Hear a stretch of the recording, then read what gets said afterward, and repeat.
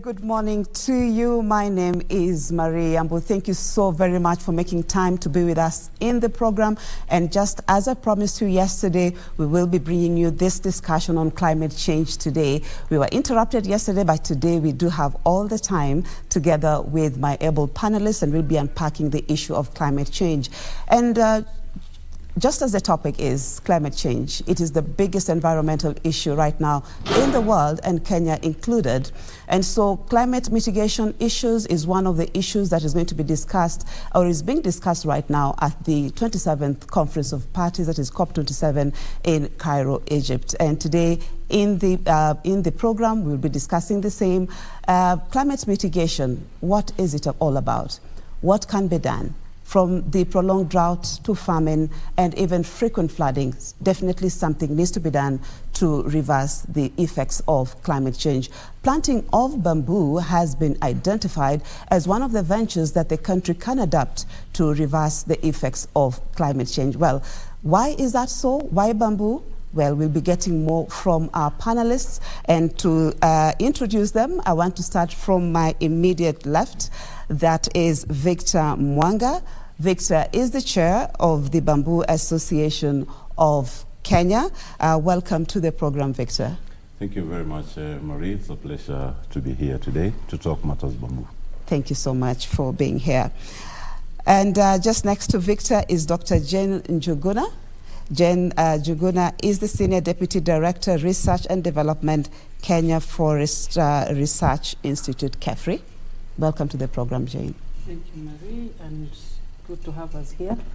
Today we are saying Bamboo Eco KBC this morning. Wow, Bamboo Eco KBC. Yes. Yeah, followed by Gordon. Gordon Sigu is the Principal Research Scientist and International Bamboo and Rattan Organization, that is INBAR. Welcome to the program, Gordon. Thanks for having us, Marie. Yes. Caroline Kariuki is the CEO, Greenport Enterprise. Welcome to the program. Thank you very much. Yeah, thank you so much. So, you know, there's so much to talk about in as far as climate change as a whole, or climate mitigation for that matter today. I want to start with Dr. Jane, you know, representing the government, KEFRI, you know. Could you just give us just a brief of what the government is doing in as far as the bamboo sector is concerned, just briefly before we get into the main discussions?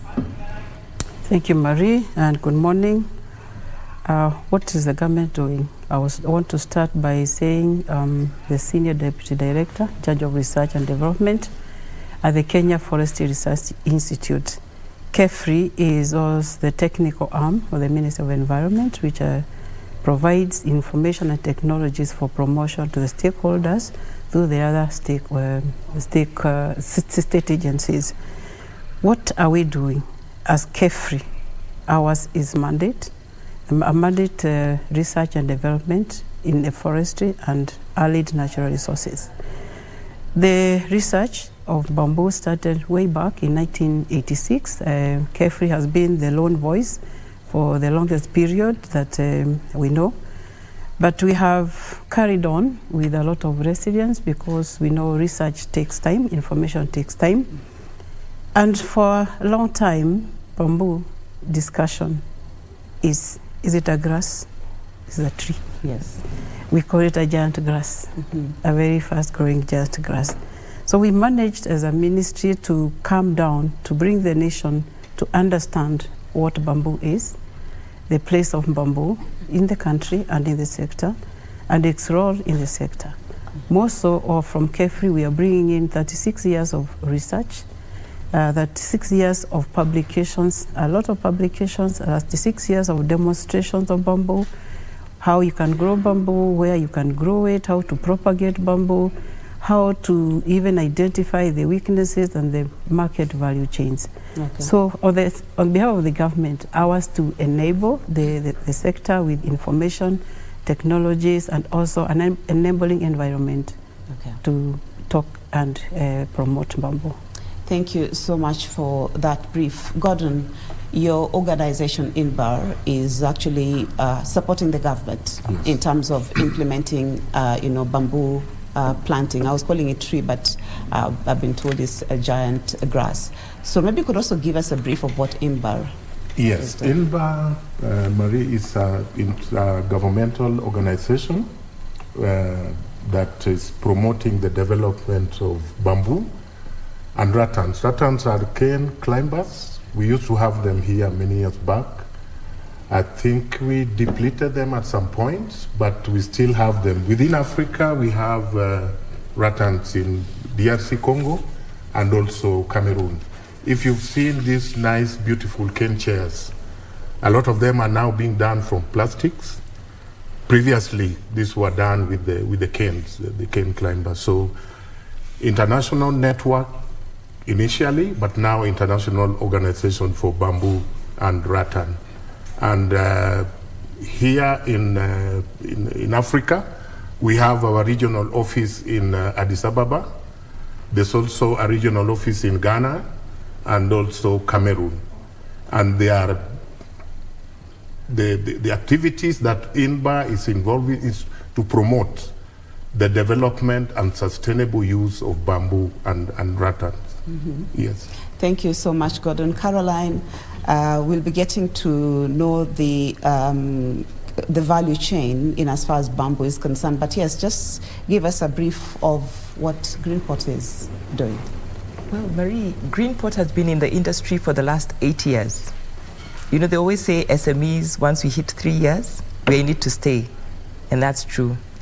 Greenport started as a purely commercial venture, trying to work with trees to create wealth for communities. And now we find ourselves bang in the middle of the climate change situation, where bamboo can restore the landscapes and at the same time create wealth for the communities as well as for ourselves as an enterprise. So we think that that's where the rubber hits the road. After the research is done, how do we then commercialize and make bamboo real to Kenyans? So that's what we're doing. Okay. And last but not least is Victor. You are the chairman of the Bamboo Association of Kenya.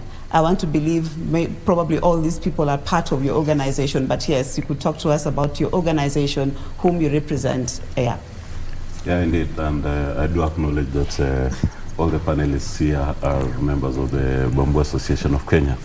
So the Bamboo Association of Kenya, just like any other association that is promoting cash crop value chains in this country, is a national organization that brings in different operators in the bamboo sector. We have entrepreneurs like Greenport. We have researchers like Jen and Gordon. We have nursery operators and any other person who has passion for bamboo and who is willing to become a member. And the reason for starting the association was because, as Jen has said, for the last 30 plus years, government has invested so much in research. So we have a lot of data today that we can rely on to build the bamboo value chain. And so what we are doing is to create awareness about bamboo, and more so after government did gazette bamboo as a cash crop, and a bamboo policy was effected, and a bamboo strategy for the association was put into effect. And because bamboo is also naturally something that is ingrained in the Kenyan communities, that is why out of all the 43 tribes in Kenya, each of those tribes has an indigenous name for bamboo. So that means it's part and parcel of us. Okay. Yes. So thank you so much, Victor, for that introduction. Definitely we'll be delving into understanding actually the can I say the ethnic names or the traditional bamboo and all that, because it seems like it's a new thing, but really we've been having it all through. So we will be getting to that. So we want to take a short commercial break, but we'll be back. Already our panelists have introduced themselves, so we'll be unpacking this topic for you. So do stay tuned.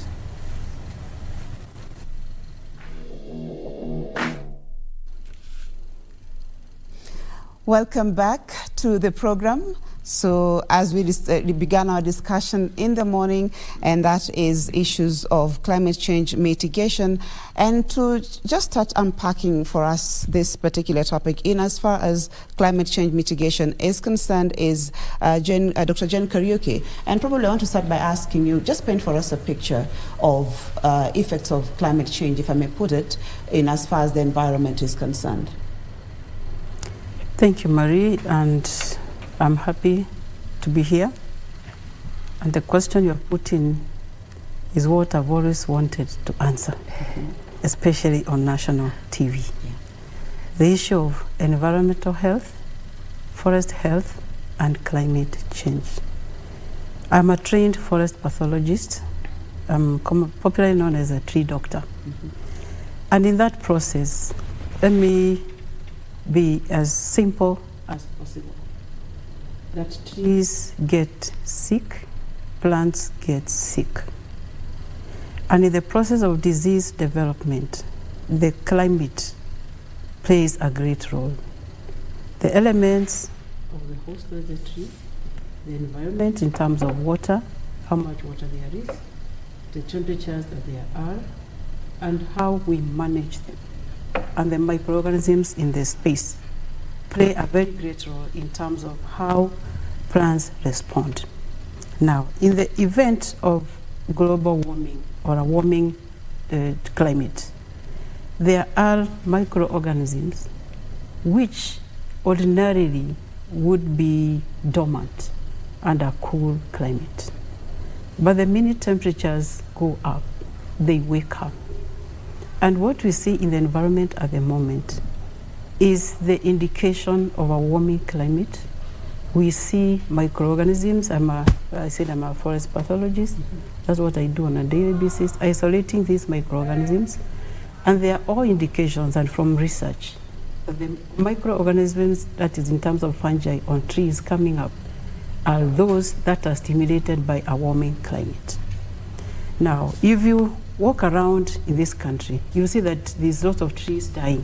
At least every time you take a road somewhere, or even within the city of Nairobi, whichever route you take, you see along the road there's a tree dying or a tree dead.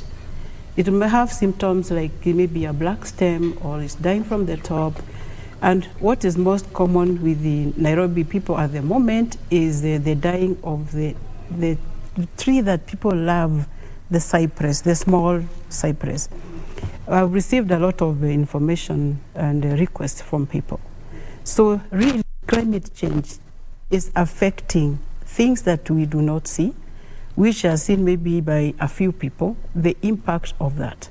So what does that mean? Is that when the trees are dying, and the diseases are also part of the global warming, in the microbial process, there's emission of heat. So dying trees, because of climate change, also adds to the increase in temperatures. And also now the water stress that we find in the drought accelerates or complicates the whole story of water stress and the trees, such that the hosts now are not able to resist. When there's water in the environment, the trees and the plants are able to resist or tolerate some level of infection. But like now what is happening, it breaks my heart to see that the trees are dying. And when it rains, they take longer to recover. So if the trees are dying and the trees are supposed to be the ones that are protecting the environment, then there's a very big problem there in itself. Yes. So the trees need to be medicated. I mean, if that's the right word to use. You know, Caroline, you are in the private sector. You know, you've been supporting, you know, entrepreneurs, you know, in that sector, especially when it comes to trees and you know, and just making a value chain out of them. I don't know if you've, whatever Dr. Jane has explained. Have you seen a decline in terms of raw materials, you know, with your clients? It's actually very interesting. You know, when we started the bamboo journey, we thought that it would take about 3 to 5 years for the bamboo to mature. But because of the impacts of climate change, as explained by Jane, actually I've never known that, the scientific side of it. Yeah. We've seen the bamboo maturing in 6 to 7 years now. So in other words, even for the income expectations of the farmers, we're going to see a lot, of a decline in that area. So it's actually things that we've seen. But on the positive side, we've also seen amazing changes. Where we have planted bamboo, we've seen streams come back. And for us, that is like magic, because we've heard that there was a stream here, it disappeared when, eucalyptus was planted. And now that we've planted the bamboo, our streams are now intact. So I think it's positive and negative. But one of my best moments was when we met an old woman on the way to one of our plantations. And she said, look, you better hurry up, because up there, the bamboo is calling the rain. So it actually rains every day in the afternoon. So for us, in terms of the impact of climate change, we're seeing such positive, great things happening, and also challenges that are there. And also in the Mara ecosystem, where we have a pilot project, we have honestly seen such degradation happening, because the farmers are farming all the way to the riparian areas. And now when they plant the bamboo, they're so excited because, again, they have more water. They're actually even sorting their tea under the cool bamboo forest. So it's actually very interesting to see all these things playing in the market. And I think once we begin the commercialization process, we'll then begin to see the bigger impact and more players coming into the sector. Okay. Jen, I'll just get back to, just hold that thought. I'll give you a chance to chip in. I want to bring in Gordon, and we've talked about bamboo. Yes. And Caro has just given us, so much of positive, effects of bamboo planting in terms of, streams are coming back and all that. But what is it about bamboo that makes it that environmental friendly, if I may put it that way? Thanks, Marie. Like my director just said, bamboo is a grass, a giant grass, and very resilient crop. Of course, you've seen your lawn. When it's the weather is a little bit hostile, you find your grass dying. But just some light shower, and it picks up pretty fast. That's the same for bamboo. And the beauty with bamboo, and in this country, for example, we have bamboos that can grow all the way from the coastal region up to the higher elevations. Apparently, naturally, we are endowed with one species that grows on higher elevations, talking of Mount Kenya, Aberdares, Mount Elgon, Cherangani, and the Mau escarpment. If we are talking about degradation, a lot of these places had a lot of bamboo. They were converted into plantations of pine, cypress, and tea. And if you're talking about the conservation of water, you've seen how sensitive most of these catchments have become. It's that bamboo that conserves the water when it rains. Like bamboo in its nature is a grass, it forms rhizomes that goes underneath. When it rains, it's able to absorb that water and release it slowly during, dry spell. So it conserves, it stores water and releases it when there's a dry season.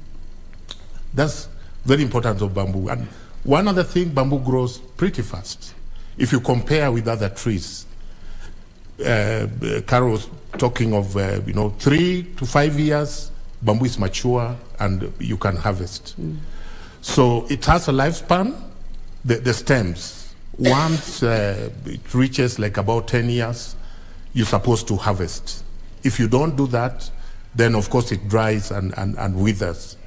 And sometimes during dry season, in the mountain areas, we get a lot of, frequent fires. Bamboo, just a slight spark when it's dry can be set ablaze pretty fast. So bamboo needs to be harvested sustainably.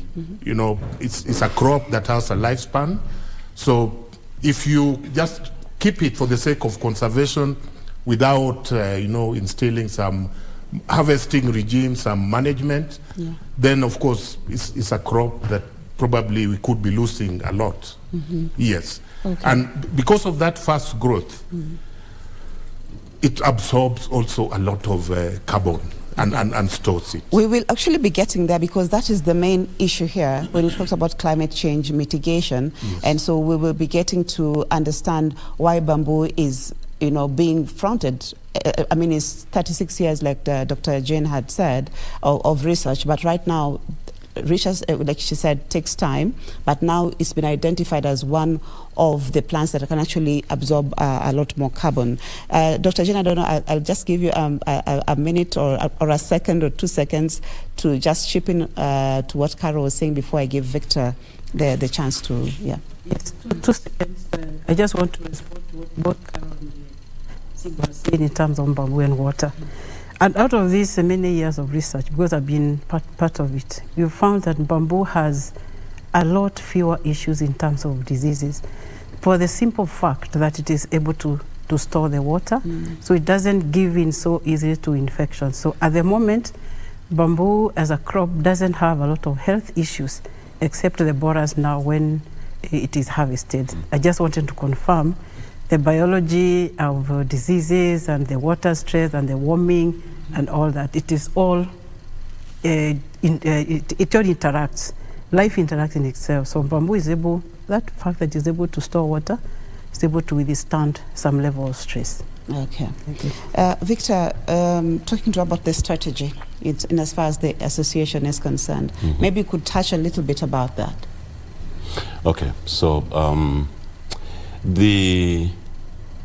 first, let me bring out the relationship between the Bamboo Association of Kenya and the Kenya Forest Research Institute. So the Bamboo Association of Kenya was midwifed by the Kenya Forest Research Institute. And this was because of the many years of research that KEFRI had done, and got to a point where they believed that they had packed and were now able to unveil the potential of bamboo. But then, just working with the KEFRI alone, that in itself would not bring in the reach to the common farmer out in a village in Turkana. So our current strategy is to work with the Kenya Forest Service, who are the custodians of the largest single block of bamboo in this country that, as Gordon said, is growing up in our water towers. How is it that that bamboo can be beneficial to spur industrial growth in as far as bamboo is concerned in this country? One is the Council of Governors, because that is where you are able to reach the grassroots in as far as bamboo commercialization and bamboo planting is concerned. And there are some counties that have done pretty well, that they are now facing off eucalypts from their water sources and replacing those ones with bamboo and indigenous trees that are friendly to waterways and water sources. The other one is what we are doing here today, talking to the country so that we demystify that bamboo is something that is alien. And just so that I can support that, as I said, each community in Kenya has a name for bamboo. For instance, the Swahilis call it mianzi. The Kisis call it chimoti. The Luos call it modi. The Isuka and the Idaho call it miere. The Banyores call it amatea, and so on and so forth.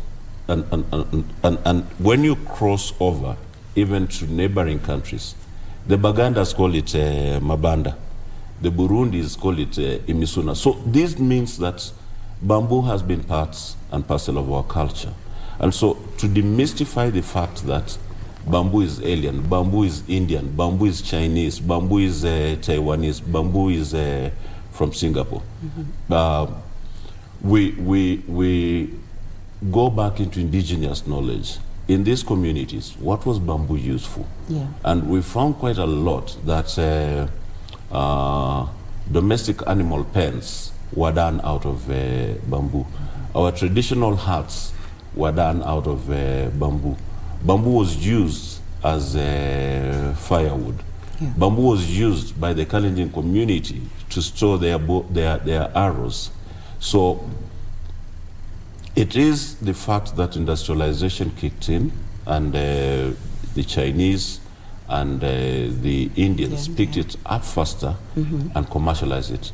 And Jen will tell you that at the time when the Kenya Forest Research Institute started doing research on bamboo, the Chinese also started at that time. It's only that they picked it up much faster than us and went on to make it what it has become into their economy today. Okay. And going to what Gordon has said, and Jen and Carol, the fast growth rate of bamboo. If you plant today any cash crop, it will take you, some cash crops will take you at least 5, 6, 7 years. But bamboo takes 3 years. At least at year 3, you can start using bamboo, say for producing toothpicks. So why should we import toothpicks in this country? Jen will be I mean, Carol will be telling us why we are still actually importing toothpicks. Yeah, and even matchboxes for that matter. Yet, you know, bamboo is here with us, and well, Jen will be delving more into that. So thank you so much, Victor, for that elaborate explanation. And if I may just add in something little, the strategy. Right now, KEFRI, INBAR, and other stakeholders are working on introducing curriculum in our TVETs so that we are able to produce artisans who can actually use bamboo. So that when this young person leaves a village polytechnic, when they see a bamboo, they're seeing a product. Yes. Today, when these young guys see a fully grown eucalyptus, they're seeing timber. When they see bamboo, they're thinking about cans. Yes. So we need to get something that can spur the use of bamboo up to the grassroots level. Okay. Yeah. Thank you so much. You know, Dr. Jane, bamboo, like we're talking about climate change mitigation, what is it about bamboo that makes it, can I say, the preferred choice for that matter in as far as climate change mitigation is concerned, and especially when it comes to issues of emission? What is it about bamboo that stands out from the rest? Thank you, Marie. One thing that stands out about bamboo, we have said, it starts from the fast growth. It's able to grow very quickly. In the process of the fast growth, it's also able to capture a lot of carbon dioxide from the environment and produce oxygen, which ends up in purifying the air. And also in terms of the capturing and storing, and the fact that you're able to remove bamboo at a fast rate, you're also storing the carbon. So bamboo has fast growth. It is the fastest growing plant, I said yesterday, on Earth. It is in the Guinness Book of Records, growing almost to 1 meter per day, to a height of 30 meters within a very short time. So in terms of climate change, the choice of bamboo, and also it has a very extensive root system. There is below ground carbon and above ground carbon. And below ground, the root system of bamboo is also able to act as a stabilizer of soils, especially in the riparian areas, and is very useful in flood-prone areas to mitigate against disasters. So there are two main aspects: the fast growth, the fact that it's able to also absorb a lot more carbon dioxide, 40% than above the normal trees, and they produce a lot more oxygen faster than the normal plants.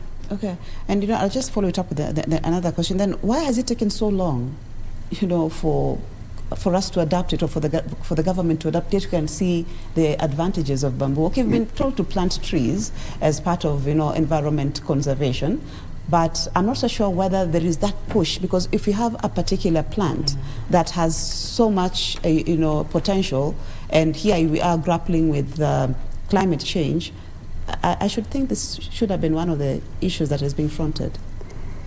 Yes, thank you, Marie. As I said earlier, the debate on bamboo, is it a tree, is it a grass? When you go to the Forest Act, yes, bamboo is actually classified. The problem is the classification of bamboo under the Forest Act, which is classified as a minor forest product. Being a minor forest product means that it doesn't receive a lot of attention, even a lot of funding. But now, with the bamboo being scheduled as a cash crop, it has changed the perspective, because now it is at the farm level. The farmers are asking for it. It just policy change and the way we think. At the moment, also the foresters have now accepted that bamboo can be grown in plantations in the forest. And the Minister of Environment has been, in the last 4 years, working a lot and promoting bamboo, planting actually also bamboo a lot in the forest. So it is just a matter of what it was classified, neither tree nor a grass. And then, if it is under the forest, where it was domiciled for a long time, it's a minor forest product. So it's not something to focus on. But now, we are so grateful to our retired President, Uhuru Kenyatta, for pushing bamboo and to be a cash crop. It's the 16th cash crop in this country. So things will change. Okay. Marie, if yes, I could just add that bamboo, like Victor had mentioned, we using the names, local dialects, we must have had bamboo. But apparently we did not move forward to utilize bamboo, the way the Chinese have done, the way the Indians have done. So what is lacking now, and probably what could have, not made bamboo move faster, is things like technology transfer. Yeah. Of course, if you are converting timber, for example, into chair, the technology is already there and the machines, and you can do that pretty fast. Bamboo, you have to modify the equipment so that, they are able to handle bamboo. Things like nailing, if you nail bamboo directly, it will split. So you have to drill and, so those kind of basic technologies and is what is lacking. And then, of course, the other thing that people look at bamboo like, if you don't have the technology now to handle bamboo properly, you'd think like it's a very weak, material. Yes.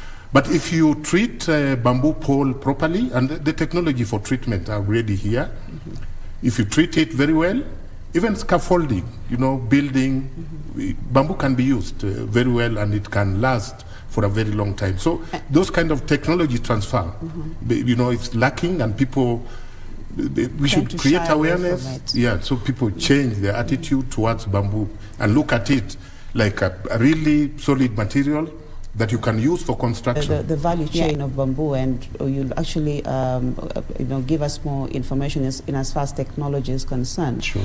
But I'm also interested in what INBAR is doing. You said China, they embraced bamboo long time ago. Yes. And one thing I understand is that there are different species of bamboo, and that is one thing that INBAR is trying to implement in Kenya. So maybe you could bring us up to speed with the different types of species and where are they planted. Yeah, thanks, Marie. We had a program way back in early 90s that then was supported by IDRC, the Canadian Development Agency. And what we realized then as KEFRI was that the natural bamboo that we have is restricted in where it can grow. So of course, looking around, we found that there were other bamboos that could grow on, low elevations, ranging from a coast like I alluded earlier. And then of course, through that program, and with the restriction on, harvesting bamboo on these mountain areas. Of course, people still wanted to use bamboo. A lot of it was being used for fencing. So we was supported, and we introduced quite a number of species, ranging from the coast up to the higher elevation areas. In total, we introduced over 20 species.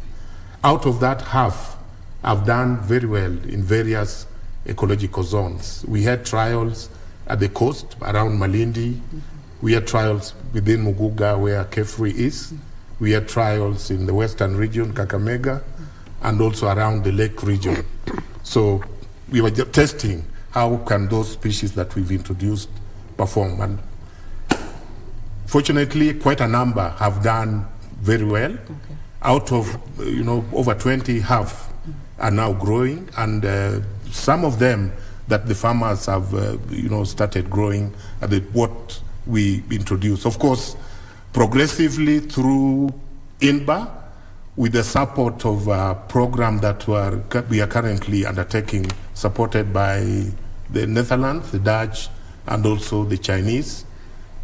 We are, from time to time, bamboo also has a problem with seeding.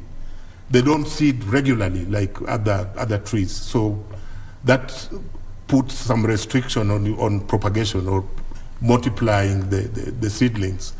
So sometimes you have to use vegetative propagation. You use the cans like you do with the sugarcane. Okay. And for some bamboo, that does not also work out very well. So through this program, we've been able also to secure some seeds that we are now distributing to the communities we are working with to be able to raise seedlings for planting.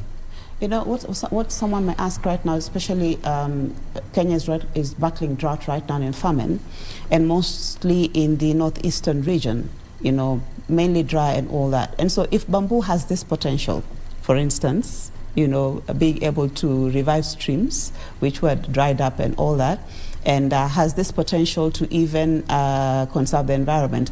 Are there any species that are adapted to there are species. There's a species that we introduced from Ethiopia, this lowland bamboo.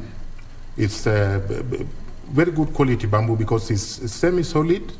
Most of bamboos, if you look at the stem, is hollow, but this is a semi-solid bamboo. So if you want to put it into some good use, for example, if you're doing charcoal, then the density is even much higher for the kind of charcoal you are going to produce. So it's Oxtenanthera abyssinica, of course originally from Ethiopia. It can withstand drier conditions, of course, not extreme where there's no water, absolutely, but when there's just some light shower or some, at least, it withers like it's dying, but just with a light shower, it picks up pretty fast. Apart from that, there's another species that we've also introduced which can withstand drier conditions, Dendrocalamus strictus. These are very good bamboo because they can grow in a hostile kind of environment where there's very little moisture. Okay. I'd like to add to that. There's a tree for every place. Yes. And bamboo doesn't grow in every specific place in Kenya. So when KEFRI and KFS have come out and mapped the whole country, there are specific places where bamboo will do better. From our own experience, when we grew bamboo in a slightly drier area, it didn't do as well as it would do in a wetter area. So I'd say between a minimum of 700 millimeters of rainfall is required for bamboo to thrive. So even if it's a drier varieties, we're not going to grow it in northeastern. Okay. So that one Jane has other solutions for. But because today we are focused on bamboo, I would say that bamboo would grow in anywhere where you can grow, our highland areas, our water tower areas. It could also grow in where we can grow, grasses. Grass. Yeah. So you find that the bamboo, you want to grow bamboo where it can thrive, so that then also the people can get a return from it. Okay. So that's my contribution from from a farming perspective. And just like you're saying, growing bamboo where it will actually do better. Victor, bamboo takes a short time to grow. So is this something that you're seeing is being adapted within the communities because of its benefit of the fact that it grows very fast, number one. Then it has other benefits, when it comes to intercropping and all that. Is that something that is being adapted? within the communities? Thanks, Marie. First, let us look at every village in Kenya, even without this kind of discourse. Every village you walk to in Kenya, especially in high potential areas, you find a bamboo somewhere. And a lot of people in communities have grown bamboo for aesthetic value. Yeah. I mean, going to school when kenning was still the norm. Each one of us who went to school during those days have been kenned Yes. by a bamboo ken. So that means that even other than just the aesthetic value, perhaps the generation of the 70s and the early 80s, the discipline level that is within that generation was actually mentored by the bamboo. So, and I think I remember that notwithstanding, people used to carry their own cane, if at all. oh yes, depending on the level of punishment you wanted, you'd bring your own bamboo cane. Yeah. So it is a matter of scaling it up. Yeah. It is a matter of getting the scale. It is a matter of government putting in the necessary infrastructure, which is already there now, to promote bamboo. It is a matter of training investment like Caro and Greenport to what is available in the market. It is a matter of getting our... Look at what used to happen before.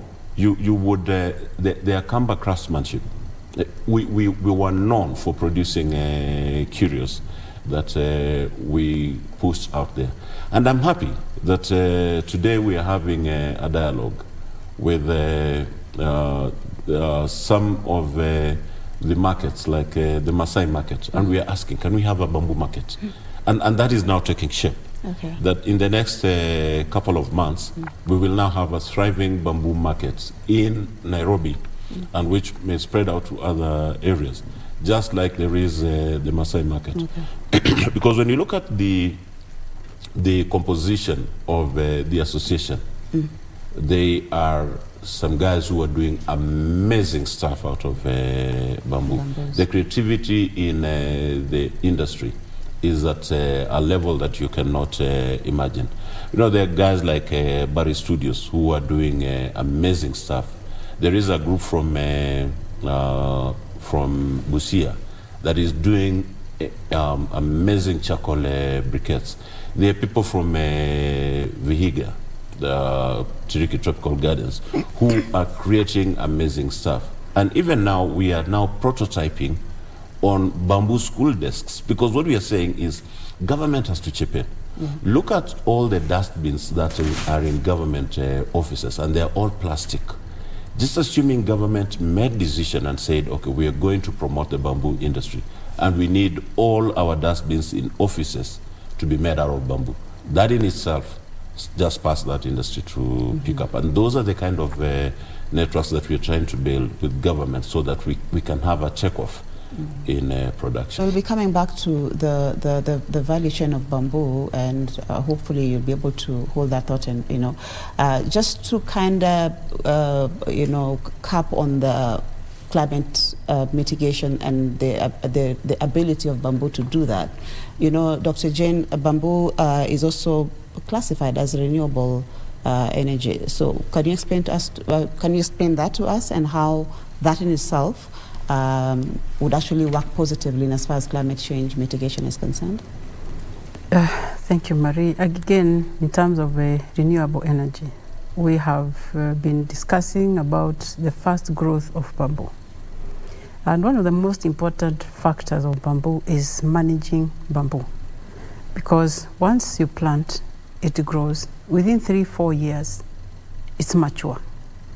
And that mature culm has to be removed. And when you remove, what we have seen, our experience from research, when you remove one stem, you have 4 others coming in. So it is the fastest generating plant that we know, such that when you remove some, it regenerates almost immediately. In fact, some stem, the initials start to come even before they sense the old one is supposed to be removed. So they start to come up. So in terms of renewable energy, this is the place, this is where to go. And we know that a household with only 3 stems of bamboo can sustain its household energy. As Victor said, we are looking into value addition of bamboo because it is fast growing. We need to remove it very quickly so that we have as much briquettes or charcoal dust because now the other use of the charcoal dust is in terms of the soil conditioning, the food production, the soil water conservation in agriculture. There are over 1,000 uses of bamboo as a crop. So in terms of renewable energy, you remove. The important factor is utilization and removing it at the right time, not keeping it, because we see people keeping, you see the old ones there, then they are all clamping together. The principle is to remove for sustainable management and utilization of bamboo as a regenerative crop. Okay. So definitely working better than the normal trees, which if you cut, then the stem remains there, but bamboo is able to regenerate. Yeah, yes, sir. Yeah, on the renewable energy perspective, bamboo is amazing because from an industrial perspective, many of the organizations that are working towards net zero by the year 2050, which means they want to be carbon neutral. In terms of the energy requirements, bamboo can really come into play. Starting with our tea sector, where they're the biggest deforesters because they use over 1.5 million metric tons of firewood every year for the curing of the tea that we are so proud of.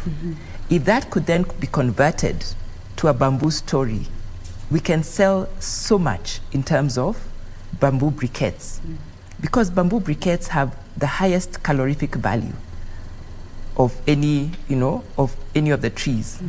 And Jane can, can speak to that.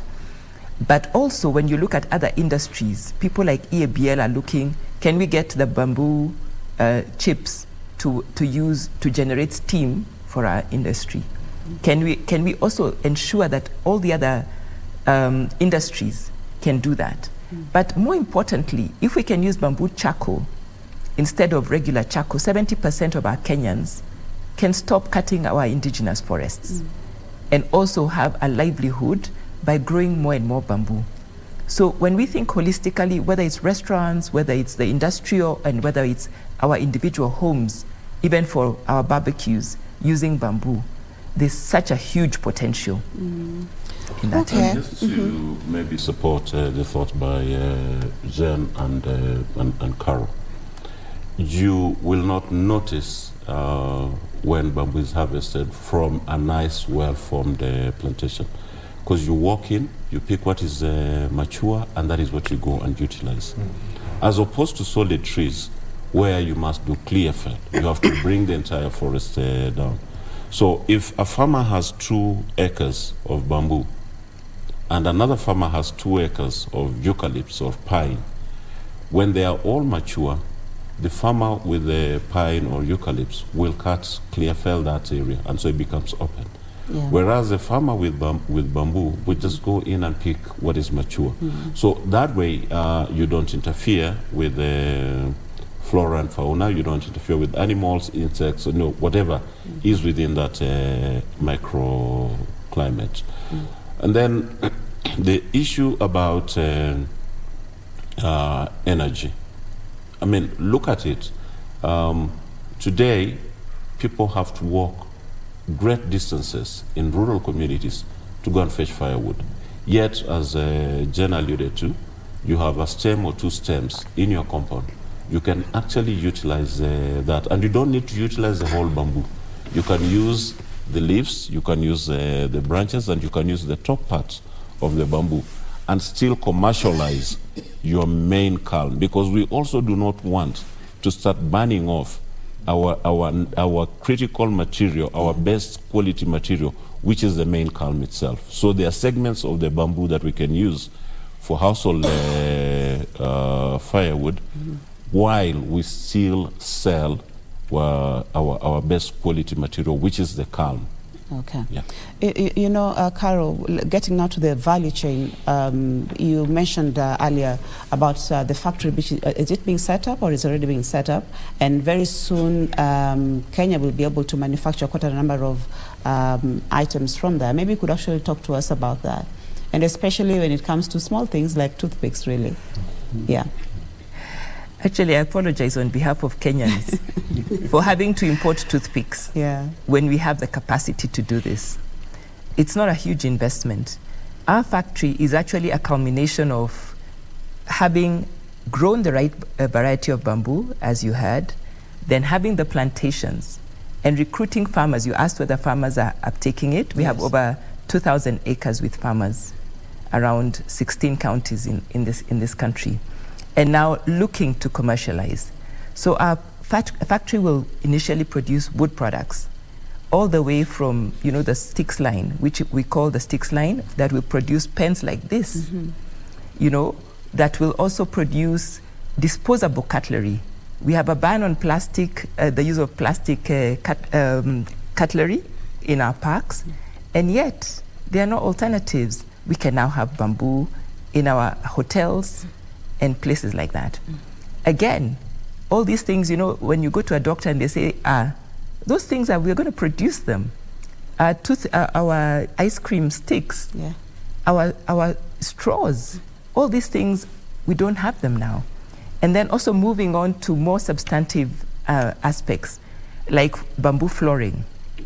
We all complain that, it's really cold to have a, ceramic floor.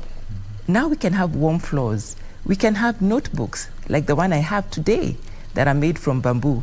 And all this will be done in our factory in the next 1 year. I think for us as Kenyans, we have to have the right to be angry enough to say, look, let's support the people who are at the forefront of initiating this change so that then we can have these products. Let us choose Kenyan products over and above. Even our desks, all of us import desks from China. Why? They can be done from bamboo. So it's having the guts to do it, having the confidence of our financial institutions to support organizations that are actually stepping towards commercialization and not asking, is there a market? We have the market. You know, a lot of people don't have that confidence. We have green funding that is available, but the quantum is in such large portions that it can only attract huge multinationals. If we are a hustler nation, let's also then support organizations such as ourselves that require much smaller bits. And also the other cottage industries that are coming up, so that then as a country we can move forward together and forget about all these imported products and be proud to be Kenyan. I think you forgot to carry your socks, because we promised that you're going to bring us a bamboo socks made out of bamboo. So it's one of the, it's versatile. So apart from just, making products like, that you can use in terms of cutlery and all that, it's also being used in textile. Actually, Marie, talking about bamboo, and just to support what Kara said, one, as an association, we're looking at what kind of intervention measures can we put together so that the taxation regimes for organizations or companies like Karos that require incentives can gather from government through the treasury.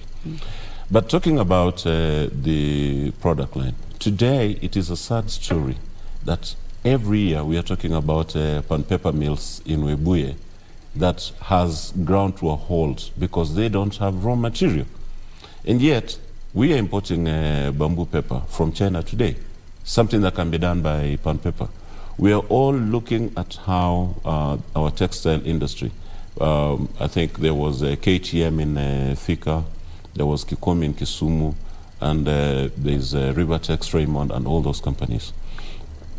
If bamboo textile today is the most, bamboo fabric is the most expensive fabric in the world, yet as a region and sitting in the tropics, we have the best climate.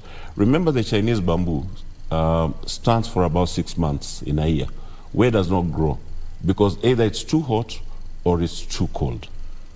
We have a climate condition that allows bamboo to grow throughout the year. So our production is twice as high as that of the Chinese. So why can't we look at Kikomi? Why can't we look at pan paper mills? Why can't we look at all these other factories that have gone under? And Carol, speaking about wooden flooring, Europe is not known to have any bamboo plantation, and neither does bamboo do well in Europe. So the European market is importing all the bamboo from China. Now look at where Kenya is placed vis-a-vis China to Europe. We are just around the corner from Europe. The ship that is coming from the port of Mombasa is running empty. All the ships are running back empty into Europe. So that means we can get very good freight rates if we are able to produce our own bamboo here and do the flooring that we are talking about. BMW today, the Jaguar and Mercedes are doing the interior trimmings of their vehicles out of bamboo. So that means we have the high-end market that we can tap into. And what does that mean for this country? It means that we can inject in quite a lot of foreign exchange that we so need today. We do not need to import steel into this country, as Gordon said. We can use bamboo for our construction, and I'm happy that the National Construction Authority and the Architects Association of Kenya is now getting into this conversation. Board, yeah. How much shall we save? So when we start talking about the development of the value chain in Kenya, we can make it sophisticated at the level of export, at the level of production of these products, but we have to make it as simple as possible to the common wananchi, so that they know, because the common wananchi does not know how it is produced, but they know how to produce tea leaves on their farm. So that is the same thing that we are aspiring as an association to put to the communities. Okay. And on a positive note, there's Africa Plantation Capital. They are investing at the coast, and they've started some plantations of bamboo, and that is geared towards textile industry. Okay. So at least there's some positive. There's some outlook. positive. Okay. Yes. Okay. And just closing, because I know our time is running out. I'll just give Gordon and Dr. Jane just to chip in a little bit in as far as fodder is concerned, because bamboo is just not for textile and and other products, but it can also be used as food. So maybe Dr. Jane, you can actually comment on that, and Gordon can comment on the fodder, and especially when it comes to the issue of drought. Thank you, Marie. Yes, in terms of fodder, the whole part of a bamboo is useful, and bamboo is food in very many communities that we know. It is a delicacy in very many, especially Mount Elgon communities. It is a delicacy among them. We've been trying to get investors actually to grow edible bamboo for the country. So there's endless opportunities in terms of food. Bamboo is also used to produce vinegar. And we use vinegar in our kitchens, in our laundry, in all that. Bamboo is also used, it's herbal tea. It makes very good herbal tea. Oh, okay. And then the tea is actually medicinal, not just food. It's also medicinal. So bamboo for universal health, food security, feed, and all that. Still can talk about the feed. But at KEFRI also, we have models on how to cut and chop bamboo. You have bamboo chips, crisps also as well. You can produce a whole range of edible products from bamboo. And just in case I don't speak again, I just want to say that KEFRI exists also to capacity build stakeholders in every aspect of the value chain. Okay. And that's what we've been doing for the last 36 years, and we'll continue to do so that bamboo gets a wider adoption. We have programs in which we are working with the TVET and the prisons to, through our workshop in Karura, we run free trainings for anyone who is interested in bamboo. Gordon, just in some seconds. Yeah, just a quick one, especially if you, of course, lately with this drought, we've seen our wildlife dying. And bamboo is good food for the elephants, for the monkeys, for the gorillas, especially in Rwanda. Uganda. So bamboo is fodder for our wildlife and even our livestock. If you have bamboo, the leaves are good for your cattle, for your goats, for your sheep. Okay. So in terms of food, bamboo is really, it's good. It's good. Yes. So thank you so much for being here and actually enlightening us in terms of bamboo, number one, as a climate mitigation, product, if I may call it, and also the versatile use of bamboo. I mean, I didn't know that bamboo can be used in textile. I would believe flooring and all that, I didn't know bamboo actually can be food, but at least I'm sure I'm not the only one who has learnt a lot. I'm sure our viewers also have learnt quite a lot from today's discussion. We hope to have you again, really, to discuss this, because it doesn't seem like the time was really enough for us. So thank you so much, Victor, Dr. Jane, Gordon, and also Caroline for being here today. So thank you so much also for tuning in, and I hope you did learn a lot, just like I did, about the benefits of bamboo, not just as an issue of climate change mitigation, but all the versatile use of bamboo, and hopefully it's something that you would actually have interest in adopting. So thank you so much for being with us this morning. My name is Yambo. We hope to see you again next time.